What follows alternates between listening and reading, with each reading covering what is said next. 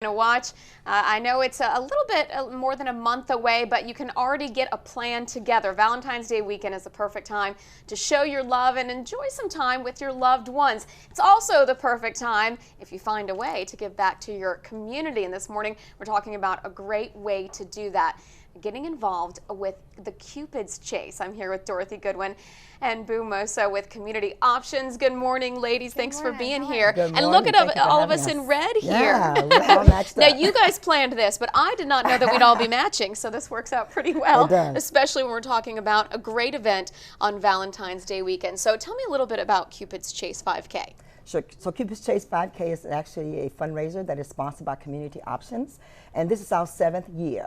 And so the race is actually going to be at Maxie Gregg Park on February the 13th of this year, which is actually the Saturday before Valentine's Day. So it's a great way to make a love connection. It is a fundraiser, so there is registration.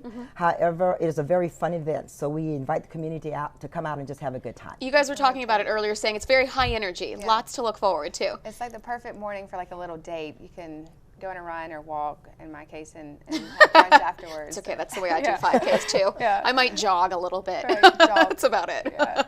So now what's really great is that this is a big fundraiser, as you mentioned, for Community Options. Tell me what you guys do. Community Options is a private, nonprofit organization that provides residential and employment supports to persons with intellectual disabilities. We've been around since 1989. We've been in South Carolina since 2007, and so we are in the Columbia area as well as Charleston and Greenville. Okay, now why is it important to have a program, an organization like Community Options? Because we have individuals with special needs that actually need a little more support. And some of these individuals need residential support, and some others need just help finding jobs. So we actually do both.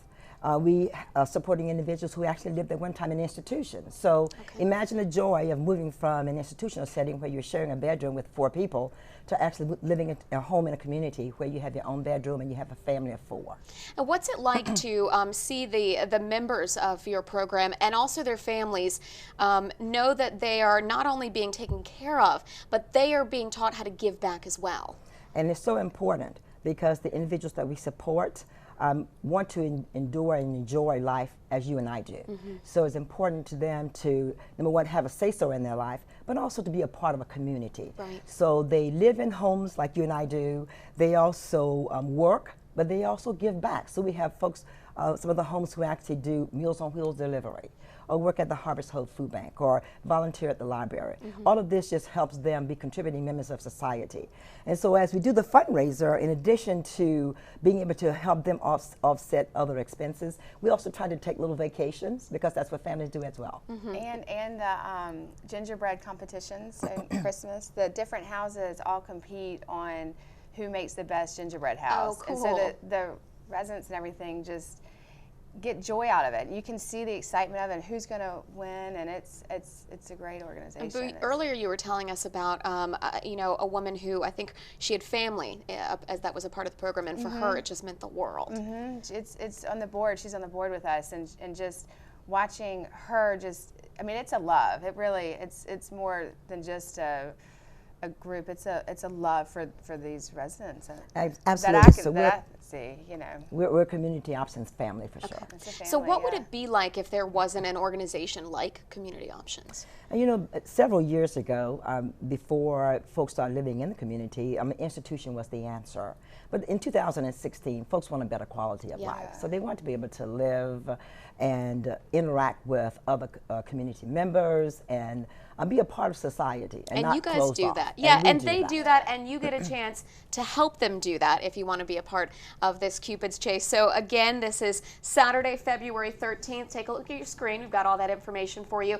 A big fundraiser for Community Options. You can go to Maxie Gregg Park if you want to register. You can also register online at cupidschase.com or give them a call at 750-8998.